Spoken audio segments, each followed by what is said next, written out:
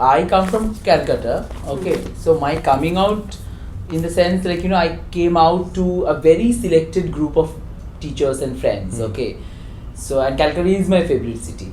So I did not come out to my city the way I wanted to come out to my city. It was all private and very secret, discreet cruising spots and meeting people and brushing and all these things. And then, of course, that you're coming to your teachers who are actually supportive, who understand you. But you don't come to your family relatives away. Then I came to JNU in 2006 in my masters. Okay, and then I was still in my confused denial state that I am bi. I'm getting more men. That's why I'm sleeping around more with men. But if I get women, then I would do also the same thing.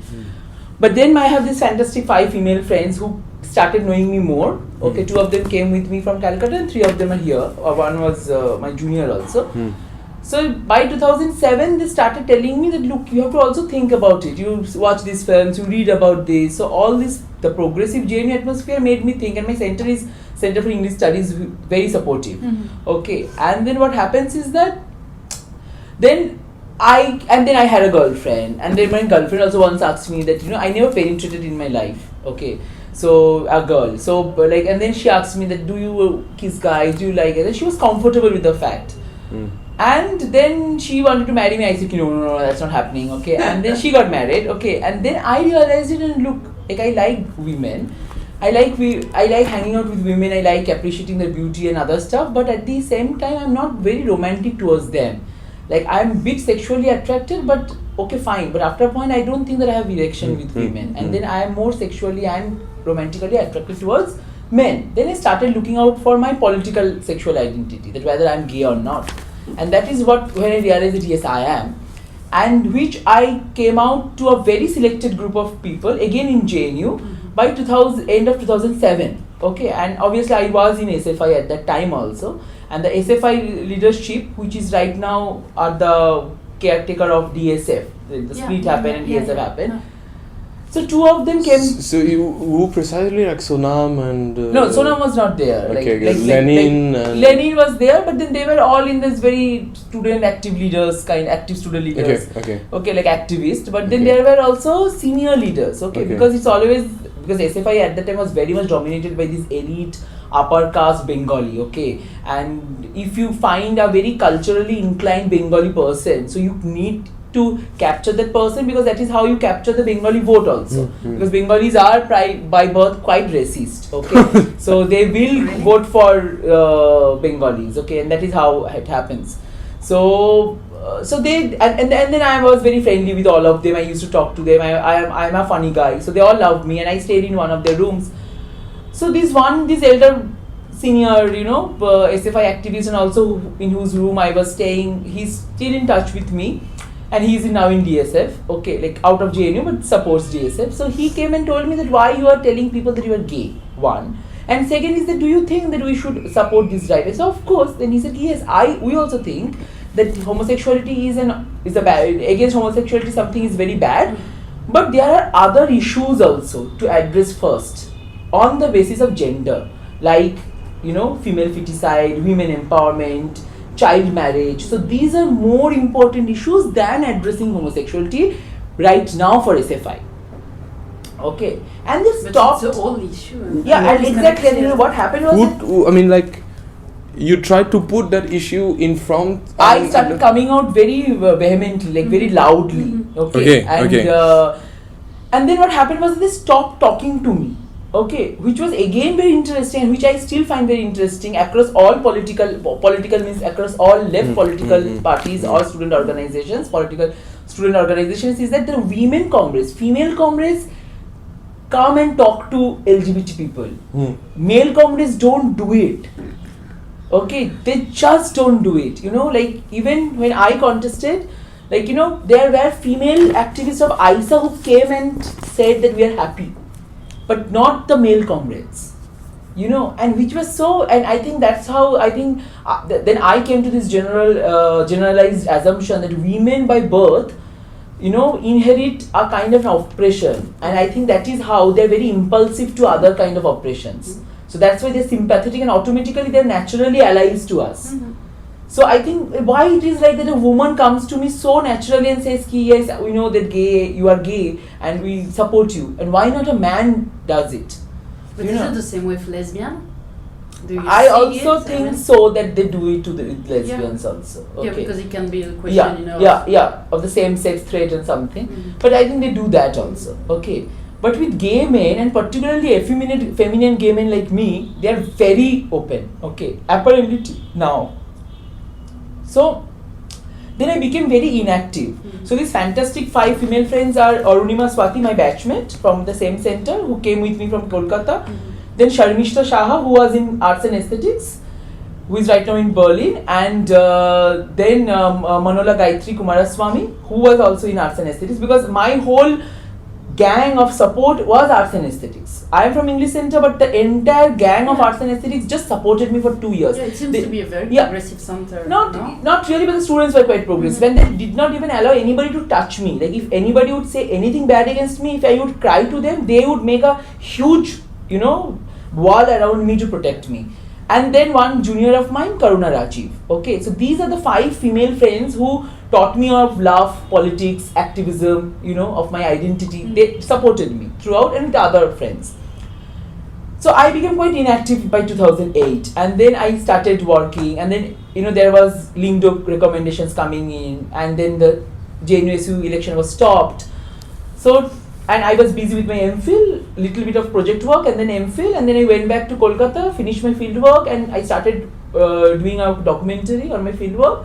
And then that is the time when I came to know Sappho, okay, because I had very little money and I did not know how to do a documentary. Sappho, I met them in Delhi. Yeah, Sappho for Equality. Based in Mumbai, no? No, in Calcutta. Sappho for Equality. Yeah, I met them. So who work for LBT rights, Yeah. So, and then and then there is this fantastic friend Debolina, who is also a filmmaker and who does lot of films on LGBT issues and feminist issues. So then I came to know a very beautiful queer support group in Calcutta, my own favorite city, okay, where I was not very comfortable coming out initially. And then what happens is that then I got this strength that yes, I can be vocal about my identity. My parents my parents are not officially divorced, but they live separately, and then my father is quite open to all this, and he's confused and he's sometimes very dubious, but then he still has a discussion, has a dialogue with me.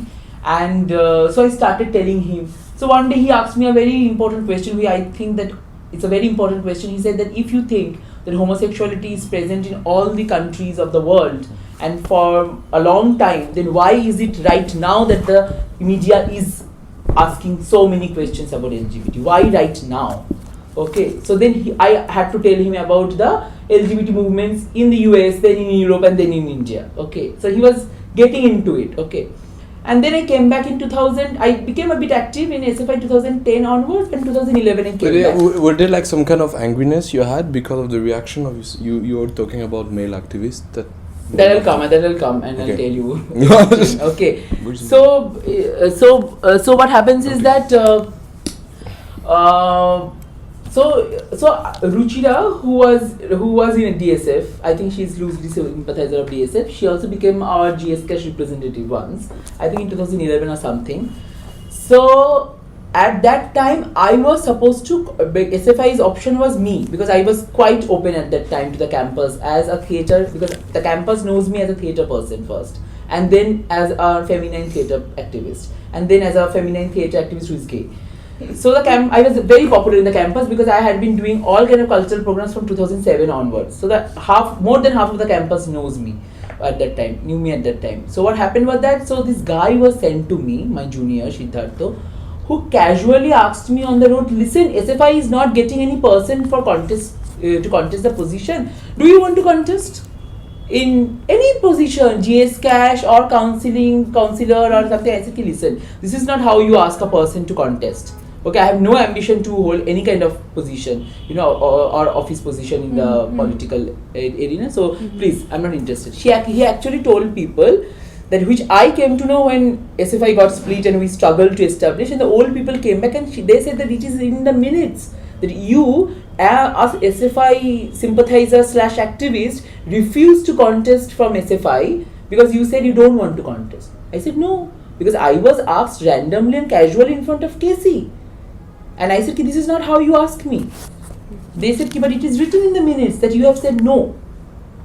So I said, then there is a conspiracy already started. Because, because he asked me, casually, he said, okay, Gourab, sorry, we just asked you like that. He asked me like that and he left.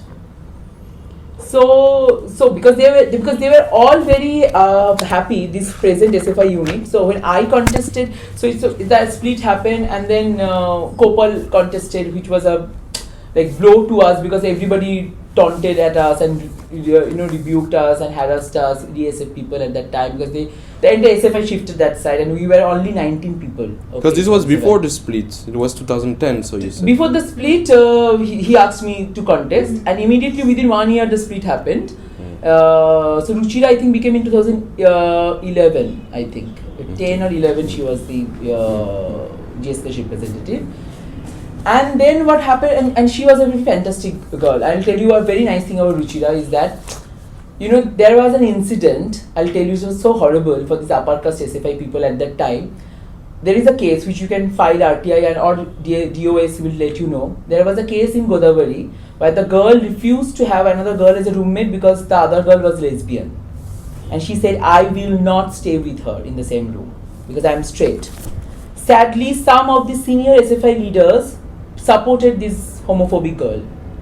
Okay, on which ground? And then she has her personal choice, and it's true that she might feel threatening, that she might be gazing at her body. Ruchira cried at Godavari Dhaba sitting and saying, why you guys are talking like this? You cannot talk like this. Okay. So what happened was that,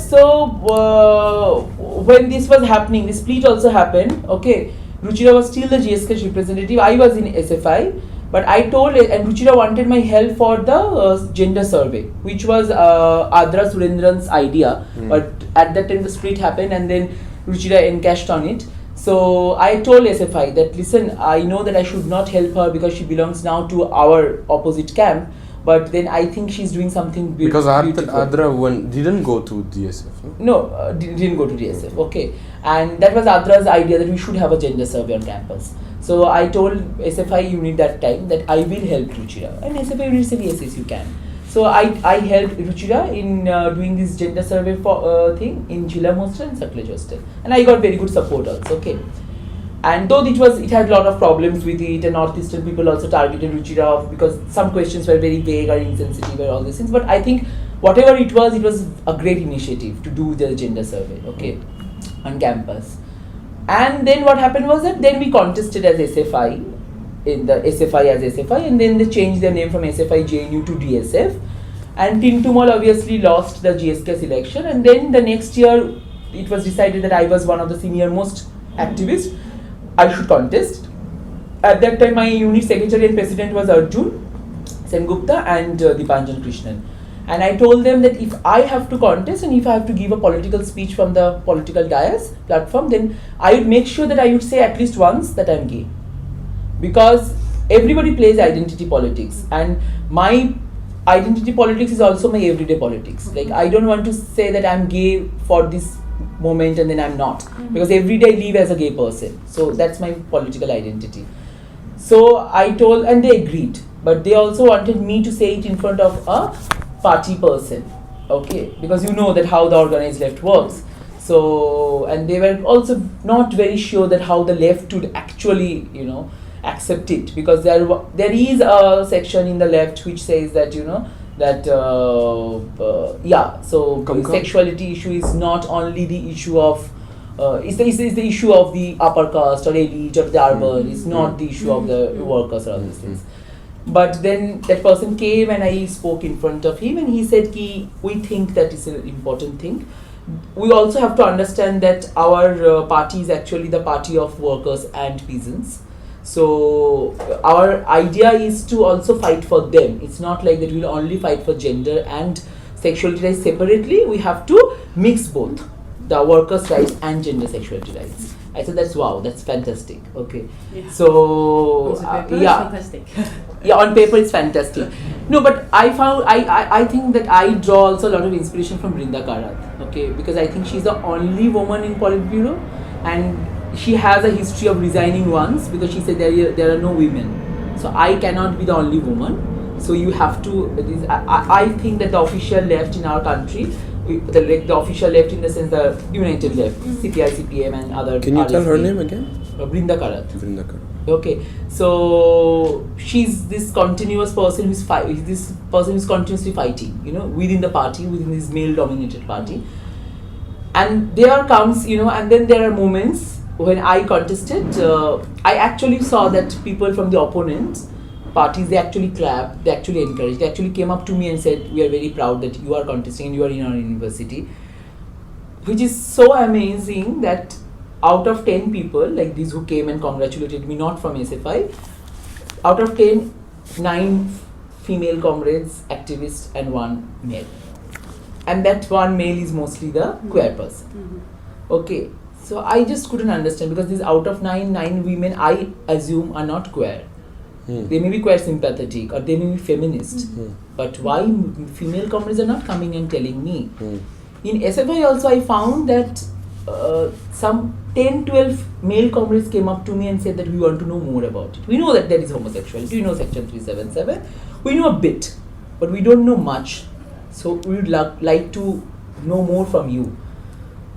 And all women came. Like out of 40 female activists in SFI, at least 35 came and hugged me and said we are very happy. They never bothered to ask me that tell us more. They said we are with you. Out of 40 male comrades, if you say, that only 10 or 12 came up to me and said we want to know more. 7 or 8 congratulated me, except the leadership, okay, and the rest just hi comrade, okay, salute comrade, okay. And then came the horrible thing in my opponent, like Aisa. The female comrades from Aisa came. Which election was that? 2013. 2013. JNUSC election. JNUSC election. Yeah, the central. I contested in the central panel as general secretary. Okay. So then came the fantastic side of like Aisa female activists coming and congratulating me. Aisa male activists going on a scandalous campaign against me. And the fun is that they're doing the scandalous campaign against me to their own female activists in Aisa. Okay. Scandalous campaign on like, which argument? Like, listen, he is not a nice guy. He sleeps around. Okay, and they did it obviously to their own comrades who supported me, and they never voted for me because they gave a political vote that I am gay and they are sympathetic. That doesn't mean that they have voted for me. They gave vote to Aisa only. But they were also disgusted with the fact that why you are doing it to us, because we like Gourab, because Gourab is what Gourab is. But we are not voting for him because we will give a political vote. We are not giving a gendered or sexualized kind of a vote.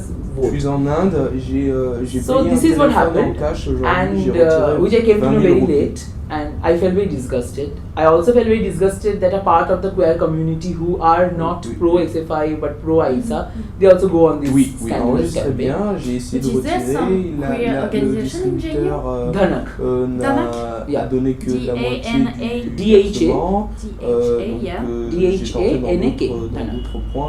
And when it was created, it's a new one, no? Yeah, so in Anjuman came into existence in 2003. Okay, it died by 2005.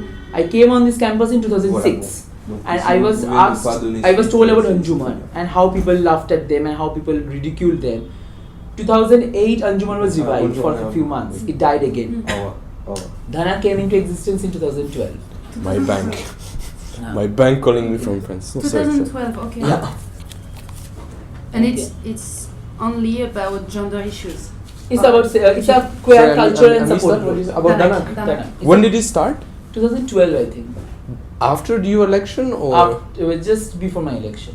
I think so. You started it or? I was one of the founding members of Dhanak, but my proposal was to keep the name Anjuman because it's also the question of legacy. Like they created the space, but then Ankush was the most active person there.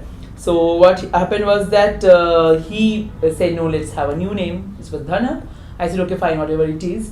And it means something, Dhanak? Dhanak means I think this thing, resonance or something, like Okay. you do like this Okay. and then resonance happens. So what happens is that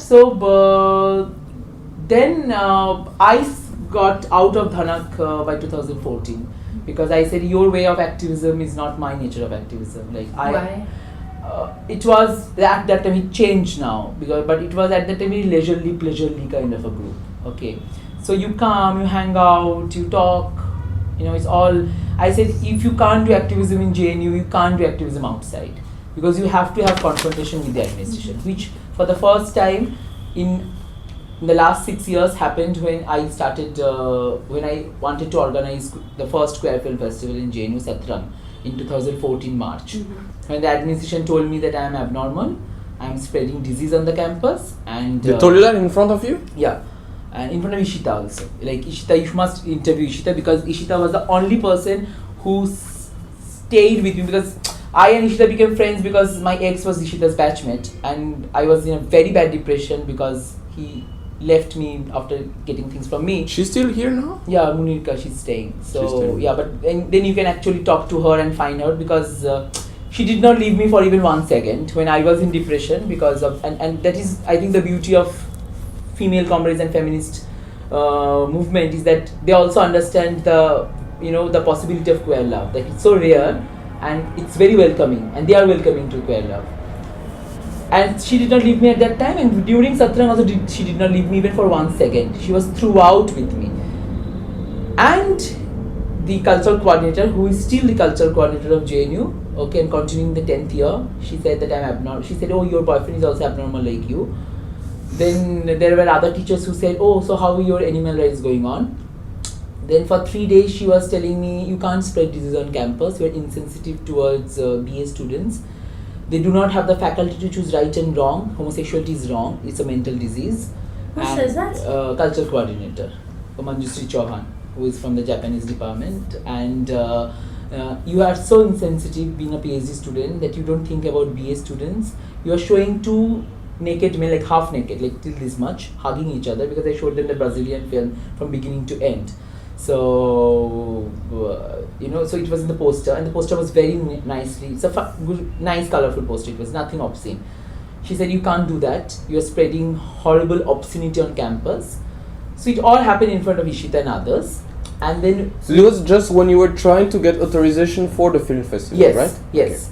Satrang 2014, the first queer film festival, which happened in March, I think 15-16. And then, and it was all in the paper also, the Times of India covered it also. And then Ishita, then we went to Nafe, Professor Nafe, who was the dean at the time and dean of students. He said, no, it can't happen. And then Ishita said that, sir, Gourab has been organizing program like this way for 6 years. You didn't have a problem. Now why you are having a problem when we are organizing the program like this?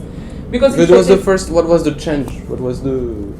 No, because the they just don't want to support. Okay, they said, ki, how can you do it? And I gave everything in writing, and I had to give an undertaking also that that I am taking all the risk with me and everything. Then he said, because of the movies that were screened. Yes, no, because of the queer issues. That the movies, the film festival is on queer issues. It's a queer film festival. Because Satrang was going on different issues and. No, Satrang was this name given as the JNU Queer Film Festival. So the name of the queer film festival is Satrang. Because Satrang was also happening in the 80s, no? No. Maybe at some other places, but then in JNU it is happening for the first time. Okay. So, and then what happened was, and then she asked the dean that why don't you give it us in writing, that you have problems like this. He screamed at Ishita and said that you should always remember as a student that you cannot ask a teacher to give anything in writing. Whatever we say, you have to accept. Okay, and she left the place. Really? Okay, yeah, and she left the place, and they all were very furious because I am a person who loves screaming at volunteers because I can't keep my tension in my control and I scream. Okay, but at that time I was not screaming, and they were saying, why are you not screaming at this faculty and the administration, because they're continuously insulting you. Then I said, I cannot scream at them because they have the entire power to stop the festival. I just want the festival to roll on because it's extremely important. So it happened.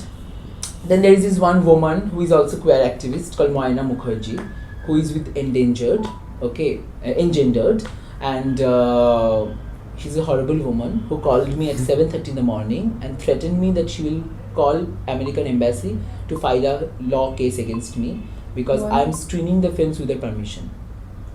So I said it's an education institution, and for the first time we are doing it, and it's closed door because administration gave us permission only to hold this festival on 3 prescribed conditions. It's still with me, written from Rector Sudha Pai, that it has to be closed door. You cannot ask anybody to Closed door means what? Only for JNU students. Okay. You cannot do March for Love. Yeah, you cannot do this March for Love after the festival, but you can have a short cultural program at Ganga Dhaba. And yes, and it's all non-ticketed, and JNU administration is completely withdrawing the support from the festival. So would you say that in that sense, GNU is the only space as a counterculture that can start this kind of initiative that are seen as scandalous outside? No, in the US there was a lesbian festival last year. In political science department. Again, it becomes all very confined and small spaces where you can do it. But for example, you see a private university like SNU. JNU was not supporting you at this time. Yeah, but which was so amazing because it's after all apparently a quote-unquote progressive radical university. So it's not supporting. Like, you know, like look at IIT. Like IIT has a queer group called Indradhanu. Ambedkar University Delhi is different case because there the teachers are more progressive than the students and they are activists, and so they do it. And there was this one teacher, Shivji Panikar one, so he himself is queer and he wanted to have a LGBT studies center there. But look at SNU, a private university, that how they are, you know, encapturing also the space by making the domain name with, you know, it's like SNU queercollective.edu.in. So you give the university domain name to the queer collective of the university. So you're recognizing the SU is what, sir? Shivnagar University. Shivnagar. Sonipat, in Uttar Pradesh. Noida, I think Greater Noida. So Shivnagar University. They also have a queer collective, SNU. You were supposed to go for the rainbow. There were some rainbow flagging or something. No, I don't want to go with these elite things where only 20 people will come and they all say hi and hello and then. So nowadays, are you still in some organization? Because you say you left. Yeah, so I left Dhanak, but then these young people in Dhanak wants me to come back. So I said ki I would always come back because I left Dhanak, but it didn't mean that Dhanak stopped the dialogue with me or I stopped the Dhanak dialogue with me, because when Modi came in power, we all came together and we all said that we all are together. We need to be very safe for coming 1 month or something like that. But I think what happened was that I have a plan to revive Anjuman because, you know, I'll be soon a JNU alumni. So, and the alumni is also very silent on this topic. So I think if I am staying in Delhi, my activism should be around this, because I don't want to do a very kind of elitist kind of activism, you know. I want to do very hardcore political activism. I want to take care of, I want to work with CPM, and at the same time I think it's very easy to say that CPM is not doing it, or, you know, CPML is not doing it, the left parties are all bad. But you also need to teach the left parties, you know, the left, because they don't understand this language. You need to give them a vocabulary. For them, they have always seen gay people or LGBT so you want to people. teach the activists how to integrate queer issues and gender issues into their understanding. No, one is that Brinda Karathe has been, I think, doing it in a fantastic way. If you can interview her, that would be fantastic, because you can also see her video on YouTube, like which she said against Section 377. She said it's an archaic law and banal, so you just have to get rid of this law. So she said it in the YouTube. You can find her video. It's also true that for past 2 consecutive Lok Sabha elections, CPM is the only party which actually wrote in the election manifesto, which you can also find online, that we are against Section 377. Only in the last Lok Sabha election, Congress also said that we are against Section 377. It also takes a risk because CPM's entire vote bank is not very progressive. It also comes from some upper caste or conservative bloc. And when they know that the party is supporting like this, they will all be little anti-party. Like when I was supported by the All India SFI, because I was the first openly gay man in SFI, and I think perhaps in the entire country, in the student movement, who came out in open and said I am gay. You don't have to vote for me because I'm gay, because I'm contesting not in a gender position, but as General Secretary of the university. But you need to know that I'm gay. So if I am elected, so you need to know that you have elected a gay student in this position. So in that way, when I went back to Calcutta and for my fieldwork, I went to different places. So they know me that I am Gaurab Ghosh, and who is this openly gay man who has been supported by All India SFI and who has been also got support from CPM. They have confusions which you can read in their body language. They don't know what to do with me. But I think this is the fun of the organized left, that everybody has accepted the fact that yes. So my welcoming in this entire political sphere is that yes, they have recognized my presence, existence. I don't know whether they have accepted it or not. I think they have not. But they know you. They know me, and they have accepted they have recognized my presence. I think that is very important. So would you say that right now, because of your work and the work of some others, SFI is an organization that has more understanding on? Yeah, I think so. I think so, because fun thing is that SFI has come to me once and said that we would like to do a workshop with you and other gay people, LGBT people, who can teach us that, because we all are inhibited. So to break our inhibitions. Arjun, who supported me at that time, he told me once a very beautiful thing, that I was quite progressive, I know about all these things, but I think I have become more sensitive while working with you, because I did not know so much about LGBT issues. So I think I know about Marxist understanding of society, I can work for all these things, but I can also talk about gender rights, but what about the sexuality rights and how sexuality rights should be shaped with our workers' such as student rights? I did not have much sensitivity towards that, but now I think I have developed that. Paritosh said a very beautiful thing in this recent Satrang, this year Satrang, which happened in 2015, the second Satrang Queer Film Festival of JNU. We had this one batch called Smash Patriarchy, Smash Capitalism. So this one gay guy from outside said that yes, I want to smash patriarchy because I know patriarchy is against section 377, but why should I smash capitalism? He said the way there is a critique against left, that left does not understand sexuality rights much. I think the way we need to understand it from the queer bodies or organizations about sexuality, I think similarly they also need to know from us why capitalism is bad or imperialism is bad, and how sexuality rights, gender rights are all linked together. And So you think it's lesbian in JU, for example, face the same problem than you face? I mean, like I think lesbians in our country face the worst problem is that they don't have the voice much, in the sense that they don't have a sexuality. Yes, in the sense that gay men are so loud sometimes they just hog the scene.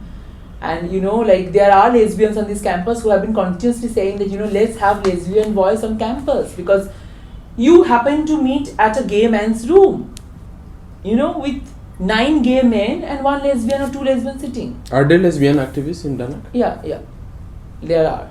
So like Priya, Manola, there are other gay lesbian activists who are not very prone to Dhanak, because it is always with gay or for gay men. It's all about gay men. So it's a problem with queer organization. And the lesbian activist said that why should I don't have a problem going to a gay man's room, but the whole point is that why should I go to a gay man's room? Because I'm a lesbian, I'm a woman, I am not comfortable in gay man's company because I don't see any other lesbian voice or presence there. So let's meet outside. But why it is like that? The gay man is always say that let's meet inside the room. Then after the meeting, things roll on to each other and over to each other, and I'm then completely neglected. So I don't want to face that, because it's something also very, and I think we need to know about, pay attention to it. I think that's why I called Sappho for Equality this time to curate Satrang, because they work. Last week. It was last week. Yeah, it was on 20th, 21st, 22nd of March. So one is that because it is an organization which works for LGBT rights, lesbian, bisexual and trans men, and it is the only registered organization in entire Eastern India which works for that. Fantastic thing happened is that there are lesbian activists from Bangladesh who came to Sappho when I went there for the initial meeting. They are doing the internship to form a lesbian support group in Bangladesh, which is extremely difficult to do it. 6 years back it was only 8 women. 1 year back it was only 8 women. Now they have 45 lesbian activists coming together to form a. So that's, I think, a success.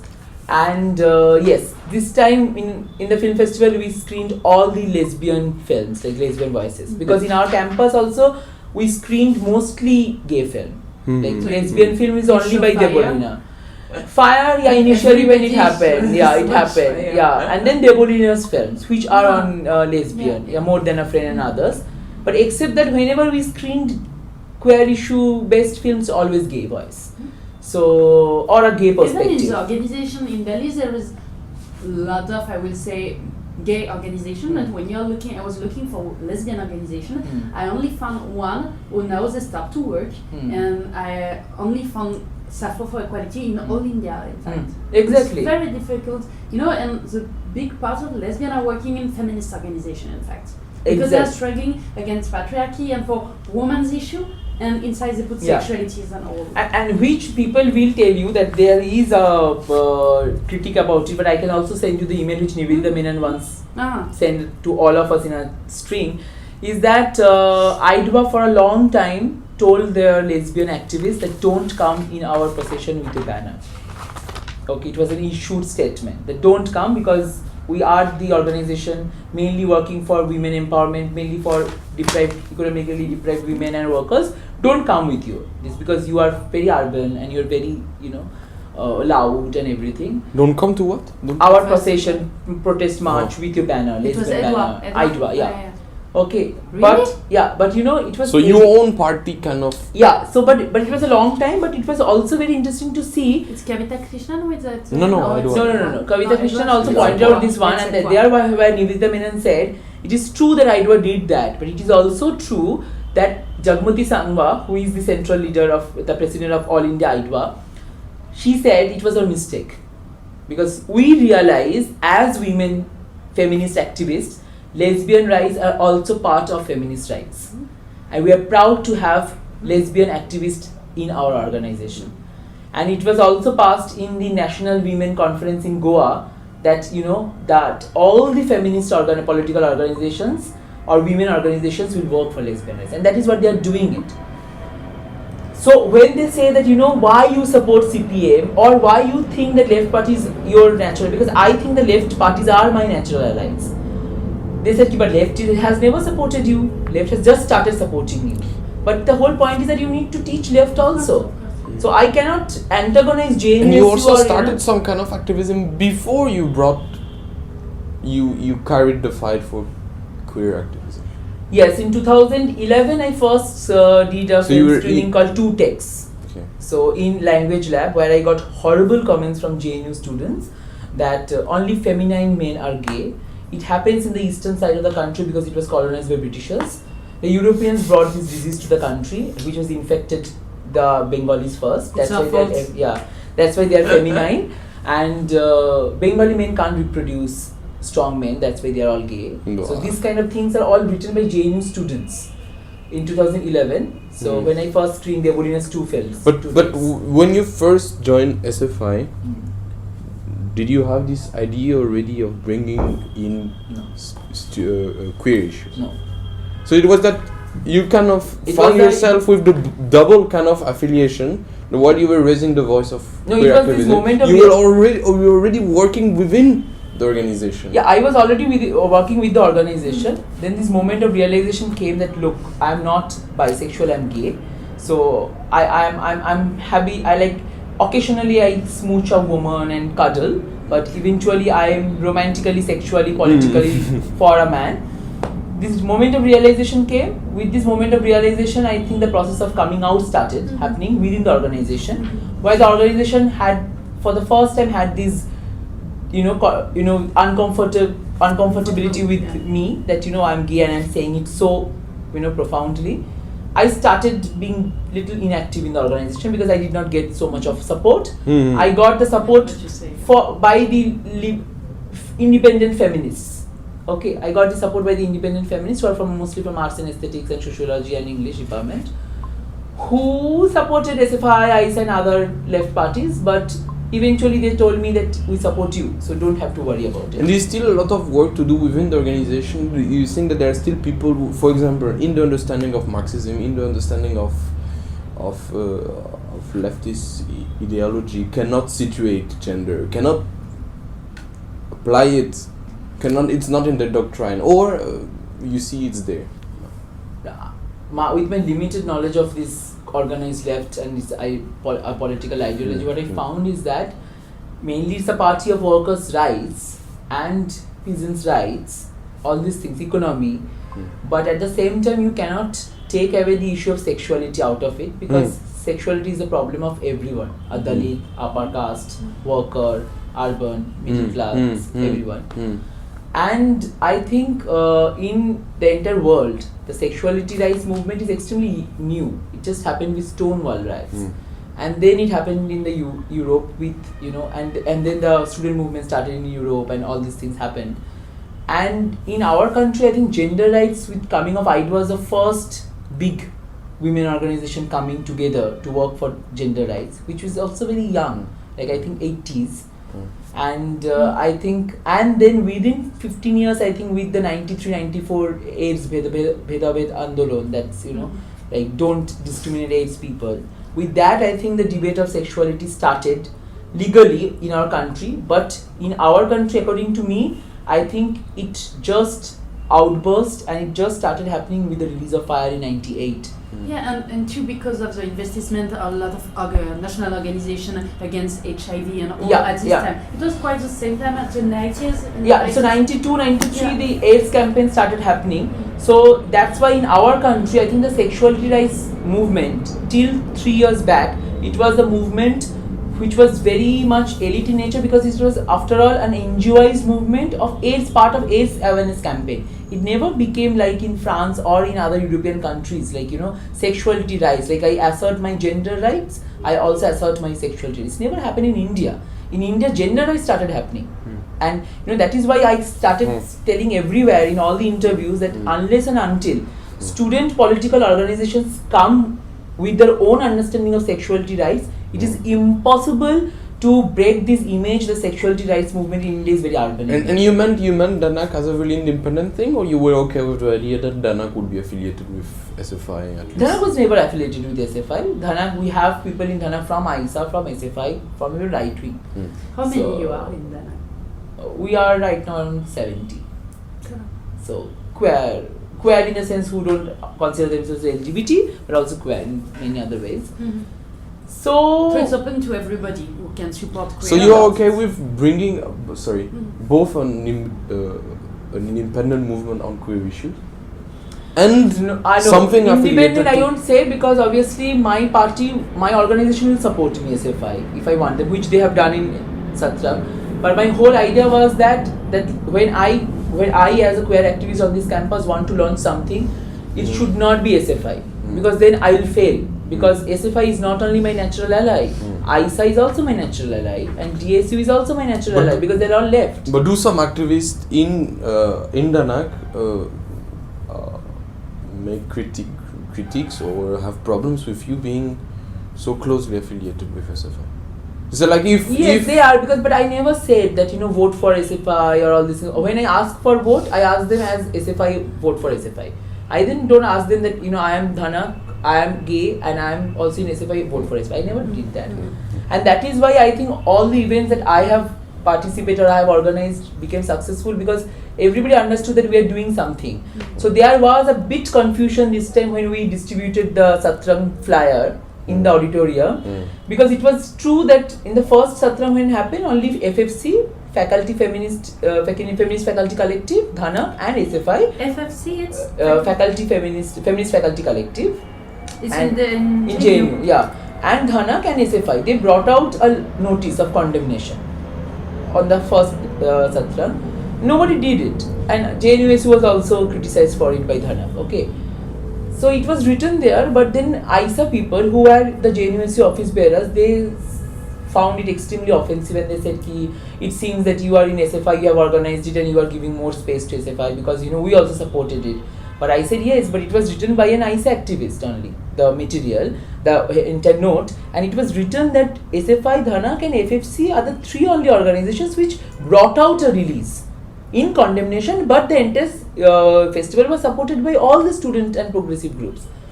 But then as a festival coordinator, I took the decision with other volunteers that we will not distribute it ever. So I said, okay, fine. I understand that SFI is a political organization and ISA will not be very comfortable. So we withdrew it immediately. We did not, and ISA people came. For 2 days, I told them that you will not find this material here at the venue. And what is the role of GS-Cash in this whole picture? Is that GS-Cash is not an agitational body, so we can only ask GS-Cash to support us and all these things, but then we can't really ask them to agitate with us. We can push GS-Cash to push the administration for LGBT friendly campus and LGBT friendly courses, or inclusion of LGBT things in the syllabus with other gender things, but we cannot ask GS-Cash to agitate on behalf of us. So, but do you think that GS-Cash brings like more awareness about what you're fighting? Not more, but it does one of its projects also to make the campus aware of or sensitize the campus of LGBT issues. But it cannot only, because the campus is not only homophobic, the campus has become very misogynist also.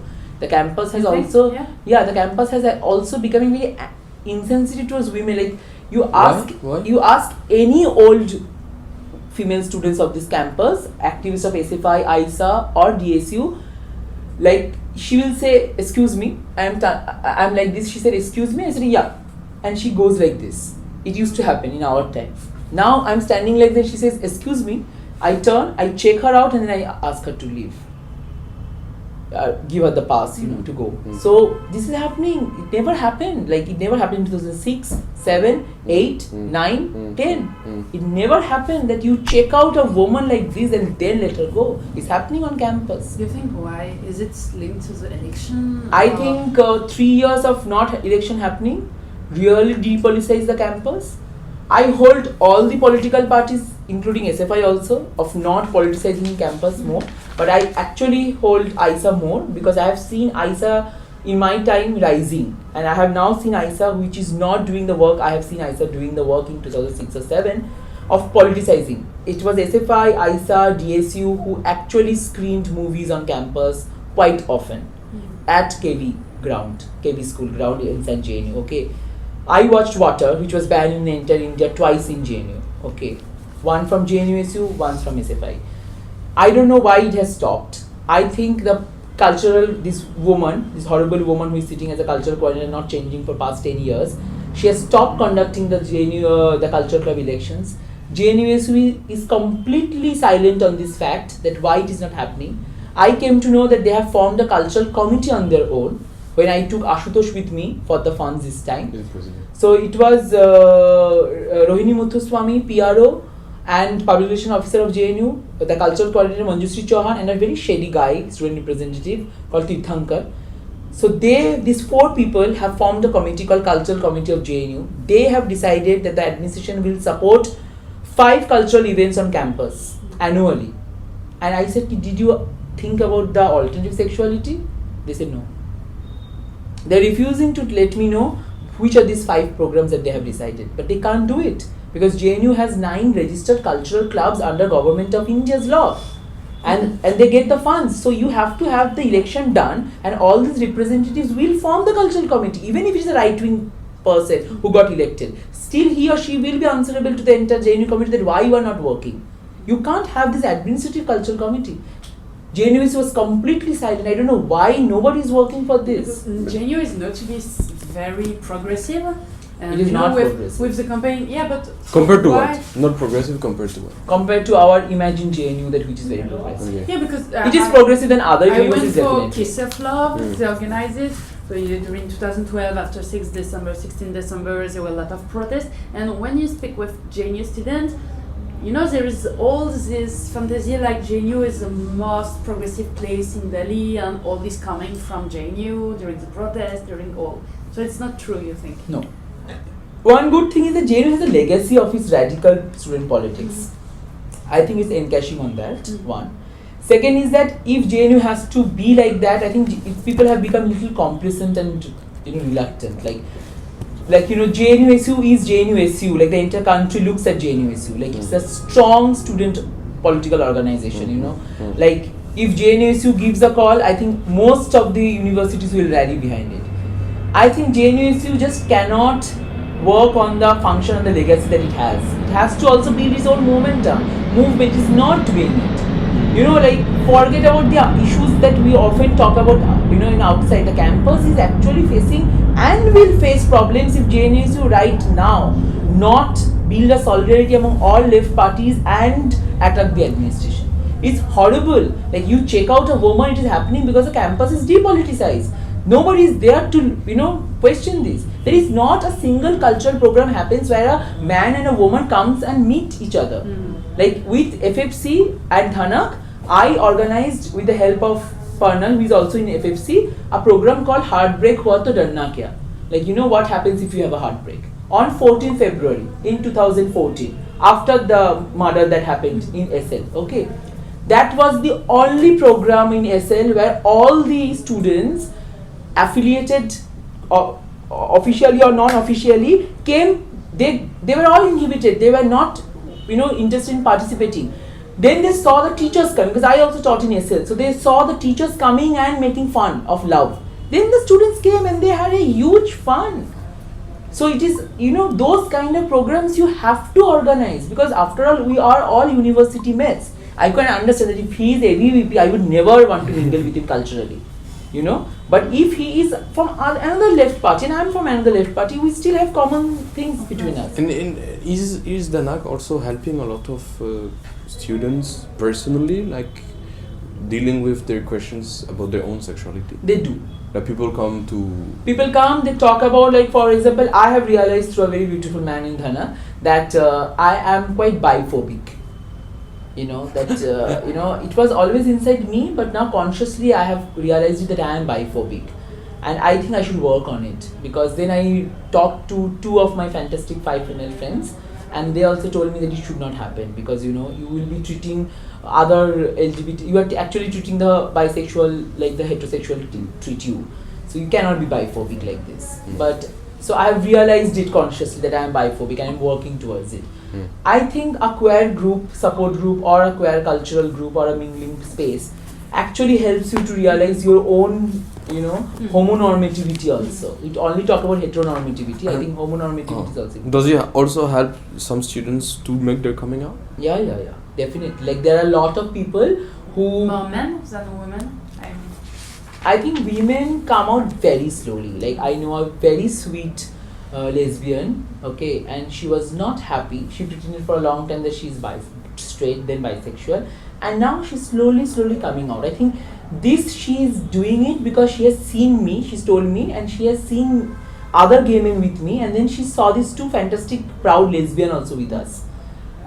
So she got this, and it's Modi government, so she got this encouragement that yes, even the times are bad, she can still come out. She's doing it very slowly. I think men do it very nicely and fantastically and proudly, because after all, this is a patriarchal society.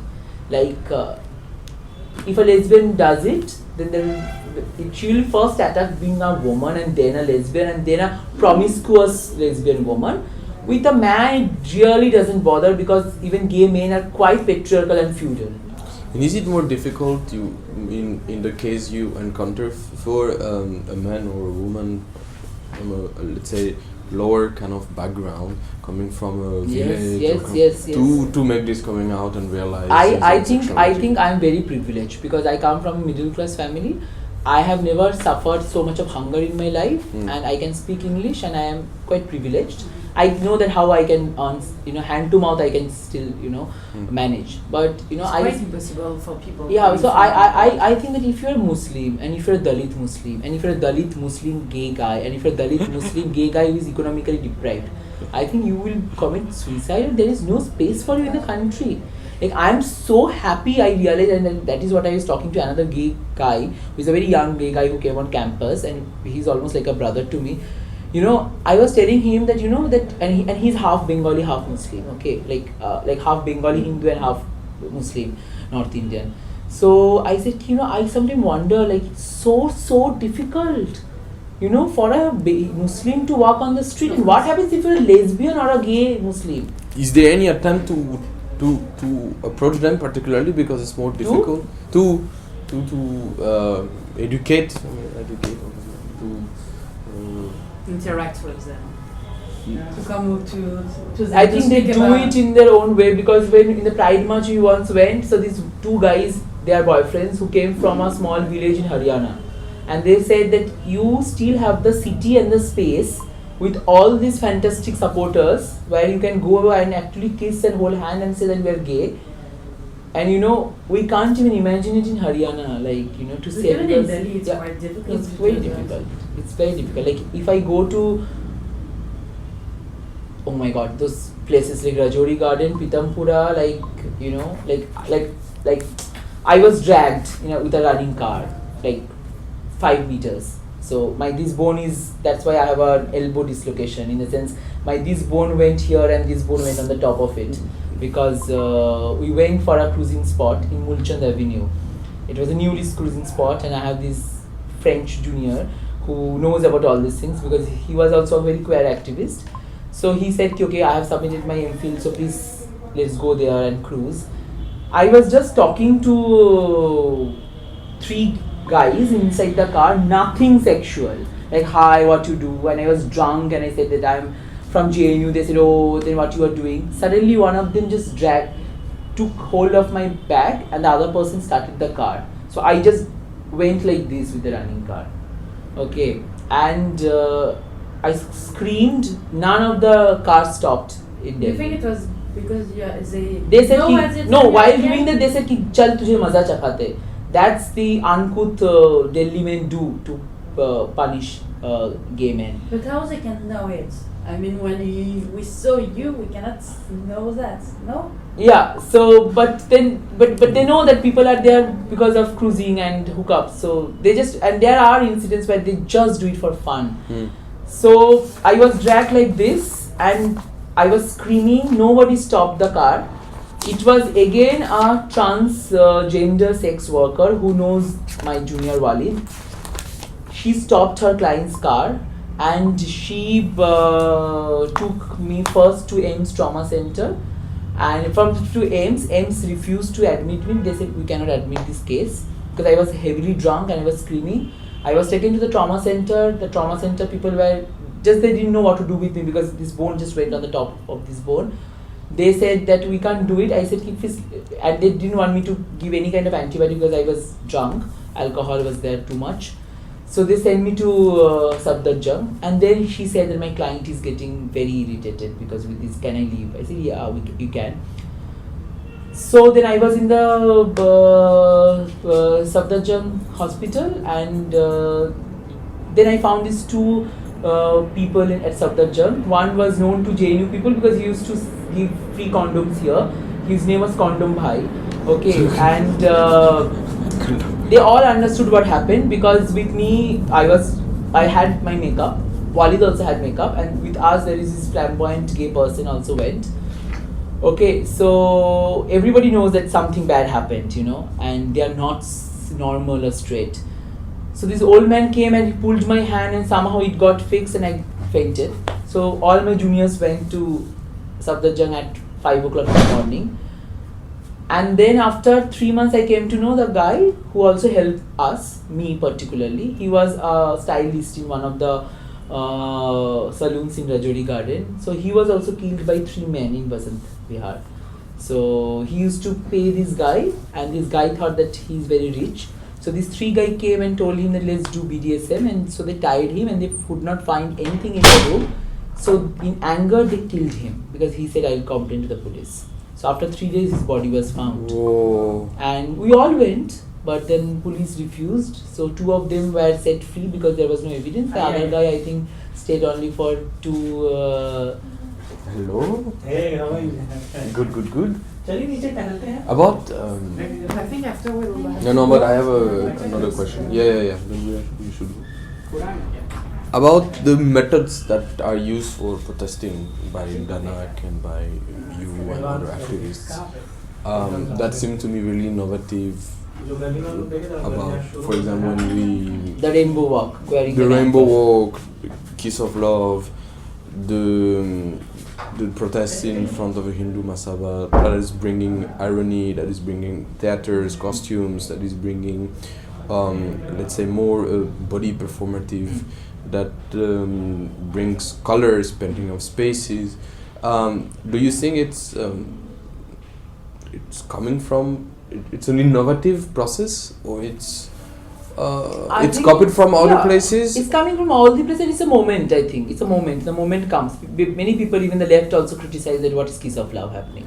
But then Kiss of Love is not asking people to come and kiss. Kiss of Love also has a political context to it. Yeah. That some vandalization happened in some corner of the country to support, to fight against it. We are doing Kiss of Love. It's a token thing. Okay, so you have to accept it. Okay, and it's also about this moral policing that if men and women hold hands, they will be beaten up in small towns in India. So just to give them that, but I think I am also one of the national conveners of Kiss of Love. I told my other colleagues that, we cannot allow small town people to organize Kiss of Love there because we can't protect them. We have to do it in the city. Who organized it here? JNU, Pankhuri and I organized. The Delhi one, JNU what? JNU Kiss of Love when it happened on 11th, 9th, I think. Last year. Yeah, 11th November, I think, yeah. So, Pankhuri called for the Kiss of Love Delhi. Who is Pankhuri? Pankhuri is a MPhil student in women's studies. Okay. She was in German studies first. Okay. Ishita's friend. Okay. 1 year junior, I think. So, she called for the Kiss of Love Delhi, but then she was not sure what to do, and then I was busy with theatre productions. So then she called me in panic and said that why you are not responding to it. Then I said, I'm not much on Facebook. Then she explained everything, and within a night we mobilized people, and that is how we saw around 300 plus people coming in front of that RSS office where we were badly beaten up, a part of us. Okay, I remember. Yeah, and then oh god, that was horrible. And then who was beating you up? The police or the police fantastically picked me like a slice of butter. Like they just held me from here and just took me out of the crowd. Like, it's just fantastic. They were just protecting you. Yeah, I think so, because they said we protected you, but then what happened is these two RSS guys came and then snatched me away from them. There's so much media, they cannot stay like this and fight for that. Yeah, so they said we protected you, but then I was slapped and punched by these two RSS people, whom you will also see that Aditya Raj was also getting punched in one of the photographs. You will see one RSS man is punching him also. So, and I also heard that there were two gay couples who were also attacked by RSS. They were separately standing. So, those things happened. So, but anyways, all these things happened, and the pride walk? And Ishita's idea was that Gourab, because we were checking, and both of us were down with Supreme Court judgments, 1 year of it. So Ishita said that Gourab, can't we do something tying on a tree? I said, okay, then let's buy wool. So we both worked in the same organization in the American Institute of Indian Studies on a project, and we directly from the office we came to Munirka. We bought the wool and woolen strings, and we came on campus, and for 5 hours in that cold we did it, which was vandalized after 20 days almost, 15-16 days. Okay, and then we found out, and then I thought that so it's like of my thing that I thought, okay, fine, let's do something loud and performative. So let's paint the campus in rainbow. So I called for a meeting, and then people started giving ideas. So I floated the idea, this is my idea, and then I just wanted to have a lot of rainbow trees, but then people said, let's paint the campus, we are painters, so we can do library stairs. So what I did with 2-3 people, we surveyed the entire campus and chose spaces where we can paint them in rainbow colors, and we did it. The administration can't do anything now because it looks beautiful, and they can't say anything. But we had a huge mix kind of things next day because I tied the red ribbon on Nehru's leg. So I heard people saying, oh my god, they have also queries Nehru and all these kind of things, but they couldn't do anything. And then Satrang came up and everything. So, but these are all fine. We do it because we are in a privileged thing. I have a huge problem with JNUSU and all the left parties that for a long they are staying on campus, but they just failed to do a simple gender-based interactive session in Munirka village, which is nothing but an extension of JNU. They fail because they don't want, or they fail because there is no... But I also have an argument and a strong point that half of Munirka is dependent on the rent that JNUites pay. So you have, the moment you decide that we will not stay in Munirka, the entire village will come together and find a solution. And you have IDWA, you have your parties, you have your organizations, NGOs. If 16 December rape case happened and that Manipuri girl who was raped, and if you can held a march inside, Munirka village, why can't you talk to the panchayat, sarpanch, the village heads, and just tell them that we want to have a interactive session with the villagers on gender issues. Women should be there. I had a junior, you can talk to my teachers at my center. She cleared JNU entrance and she used to stay in Munirka. Her father never used to allow her to stay in the classroom after 5 o'clock. And she stayed in Munirka. And then our teachers called her parents and said, why you are doing it? She's a good student and she's in the class. You come and check. That she's not. He said, no, he's a girl. For me, JNU or DU doesn't matter. It's unsafe. So it is the problem. It is the problem of GNU being an isolated place, or is it the problem of lack of? I think it's a problem. The lack of people's whole vision. That I have one junior, Farah Noor, who used to stay in Munirka for some time before she got the hostel. And JNUSU actually should think about it very sincerely and seriously. She had a friend coming to her place at 1 o'clock at night. This one of the tenants, a old man, screamed at her and said, "Ki, you are doing business here." And screamed at her at 1 o'clock. And she was his MPhil first year student. Because a guy came to her place at 1 o'clock in the night. And it was just Pal Dairy. You somehow also want to say that in JNU at least some understanding of these issues is there. No, JNU, of course, there is a lot of criticism that I have from JNU and JNUSU and other progressive bodies on campus. It is true the campus has its own legacy and space of protest and resistance, and it does. When it requires, it does. My whole idea is that now let's come out of this campus-based, a little comfort space-based activism. Let's also go out. I think as a university, that is what your contribution will be to the society. And I'm not asking them to do something city-based or mind-blowing. I'm just asking them, you just cross the road and go to that place. From where you see from 1 o'clock, 12 o'clock from midnight onwards, you see sex workers standing. And if a female student walk on that street, he is also targeted as sex worker. Because for them, JNU also has sex workers inside. Because female students, they want some pocket money, so they can be easily ushered to sex trade. That is the whole understanding of male population outside. You see lot of uncouth Delhi, okay, I'm racist, Punjabis or Delhi guys thinking that JNU is this liberal space where men and women kiss and hold hand, So it's a hunting ground for them. So they always try to get inside the campus post 10 or 10:30. And 24/7 being open every time, it has become that place of scandal and fights and everything. It's nothing but this whole understanding. Here I think JNUSU with all left parties have to take a decision and have to do a lot of programs. And in my opinion as a student activist, I personally think that without student movements, without student organizations, you cannot carry this whole activism which we have turned urban or city based to rural areas. It is impossible. Just impossible. So now you want to continue in CPM? I want to continue in CPM. I would, after my submission of PhD, I would like to work for CPM, and my whole idea is to work particularly in the gender and sexuality. We also, CPM is not CPM, but it's a collective of researchers and teachers, which is also based in Ambedkar University mostly, because we have our meetings there. Like if you belong to any left parties, any left, not CPM, CPI, CPM, RSP, any left, you have to be just progressive and left. You can come and join that group. It's called Ornesha.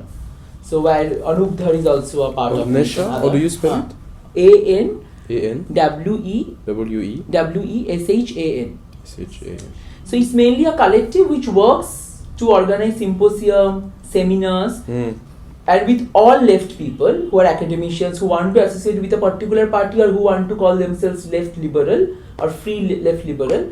They can all come in this group, and the whole idea is to come down to some broader left-based issues and to organize symposium and everything. So I told them, so I pointed out, and I am pointing it out very much these days, and I don't know whether left people like me or not. We always say gender. You know, there is a section called capitalism, caste, gender. I said with gender, you also have to write sexuality. That is important, because I still feel left has some problem thinking that sexuality is something, a taboo thing. So I was very happy when Aparna was contesting as a GSK representative last year. SFI in its flyer, Subin Dennis was making it. He also write, gender. I just requested him that Subin, I think you should also include sexuality. SFI, I was very happy that SFI was the only organization backing a candidate unofficially who has in the flyer written that sexuality.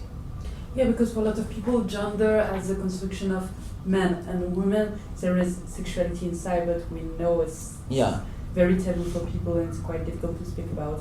We speak about masculinity, femininity, but when we start to speak about LGBT and all, it's different issues for a lot of people. Yes, and I think our country is also it's something particular to India, I have the impression. Because in India also because LGBT, I think the usage is very urban centered, very city centered, because we also have our own Indian words for, we know Koti, we know Panthi, we know Jogata in Karnataka. We know, like in North, we call it Khatta Mitha, Gila Mitha, like, little sweetie, little like that. So we have our own understanding of this kind of mannerisms and sexuality. I think the fun is that if we can develop our own vocabulary and just give it to the common man, that, you talk now, then it would be fun. Because I can't go to a village and talk about LGBT. Like, I have a friend, and I think SFI might just do a fantastic program in 2 days. I have these 2 comrade friends from Haryana. Against one of them, Khap has issued a honor killing diktat. So she might be getting killed any day, and she stays in Munirka. So we have asked her to come on campus and talk to us. Okay, and she comes from a left-dominated party family. That's why she's still alive. Else she would have been killed in 1 week. So they all are fighting. So I think. So I can't go to her village and talk about LGBT issues. I have to go to her village and talk about caste and love, and then LGBT. I think those are the things, fine-tuning or nuances, I think. Do you think you also have to speak a different language, a double language? I think so. A language for GNU people? Language not language for GNU people, because GNU people are also the same thing. I think what Sappho does, I think what Sappho does is that Sappho has brought out 2 fantastic books in Bangla, sadly, because their whole work is in West Bengal. That's why they brought out the book in Bangla. Fantastic book. I think it's one of the best works that Sappho has ever done. Like, it's the book, the way my mother calls me, once my mother asked me that if you get treated by homeopathy, you will be cured. Okay, so Sappho exactly brought out a book in that language. In that language where people ask people questions about LGBT. Simple language, like my father can read it and understand. What is queer, what is sexuality, what is masculinity. So I am a lesbian woman, but I sometimes like watching heterosexual porn. So am I not lesbian?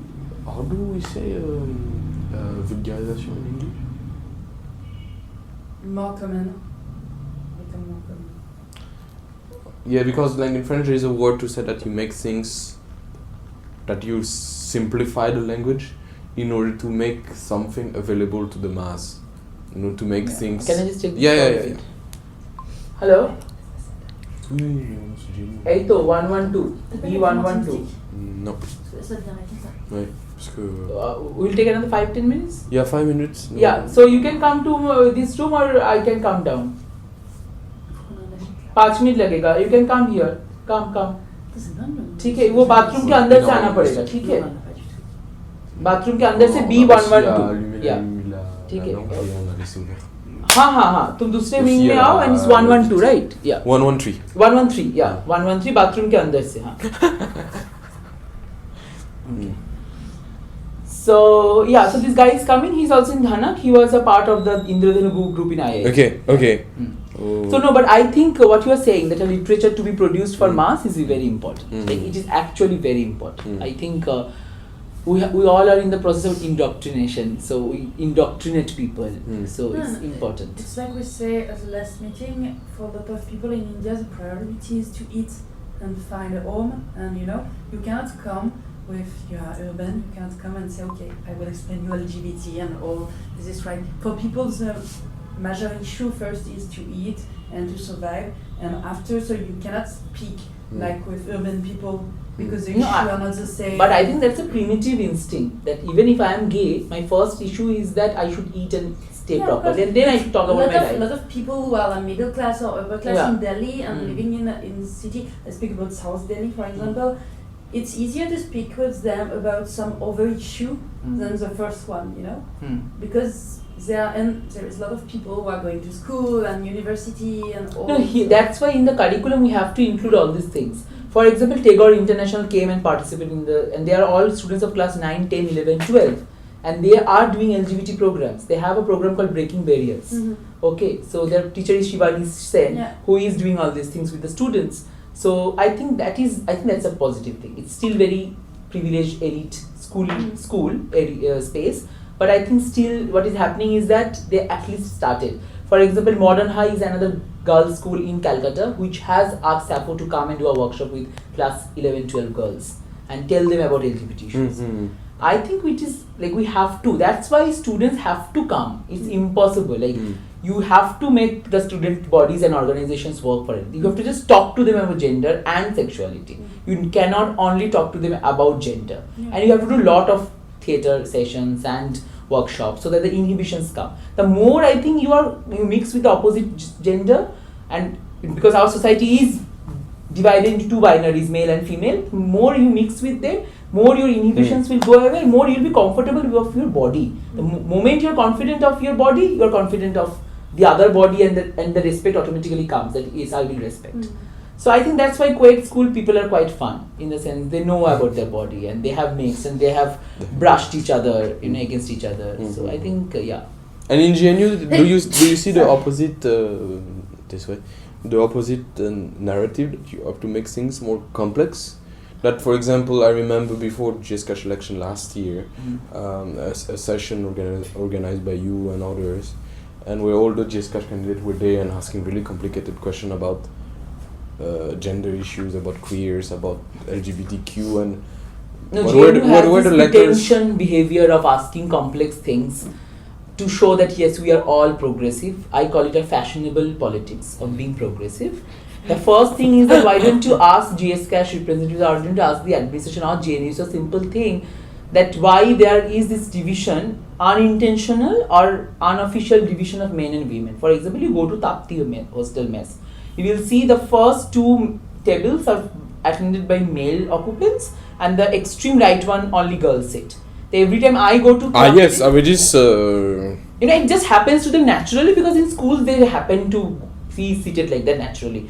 You just have to take your plate and go to and sit with the girls. That's it. Exactly. And you make the girls also sit comfortably with the guys. What will happen? Guys will look at her boobs and something wrong will happen, but it will happen. Let it happen. Yes, so